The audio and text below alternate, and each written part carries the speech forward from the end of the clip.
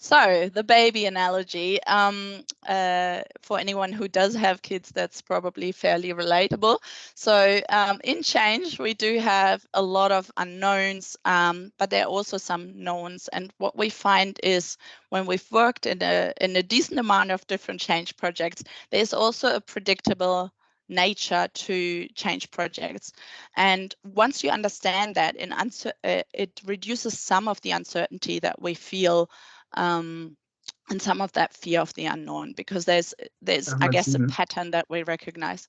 So I like to refer to projects or change projects as newborn ideas or newborn babies as well, and they grow and develop over time. And when you have ever held a newborn, you kind of feel like, okay, there's not much happening. Just sleeps 20 hours of the day initially, and maybe can't look that far and so forth. But if you really know what's happening in the first 3 months of a baby growing, there's a very steep learning curve for babies as well as for projects.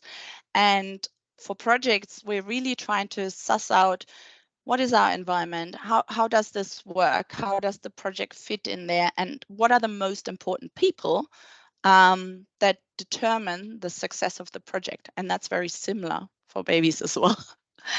And then over time, what we'll find is that our project will develop, like babies, from a newborn into a rolling, crawling, moving baby.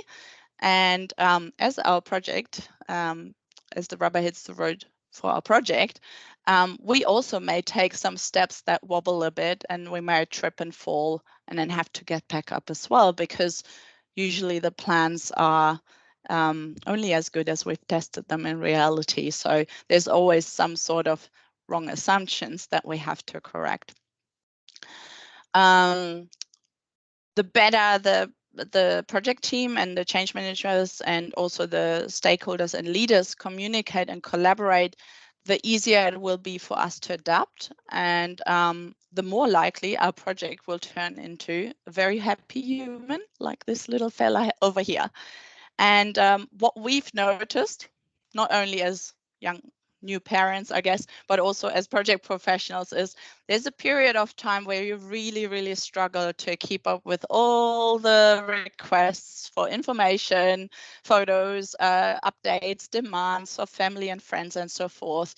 And it's similar in projects in the initiation phase, when there's pressure to inform and engage stakeholders early on, when you don't have all the answers yet to the questions. So very often we get asked in our team to quickly throw together a comms plan, because projects understand that if they have good comms, they have a more softer landing for the changes that are being rolled out, I guess, or co-created. And that's why we developed a suite of 10 essential comms plan assets. So those are posters, fact sheet templates, and educational newsletters that can be just used as a supplement for your comms plan, so that you can kind of have that fast track some of your communications whilst you're still trying to get everything else together.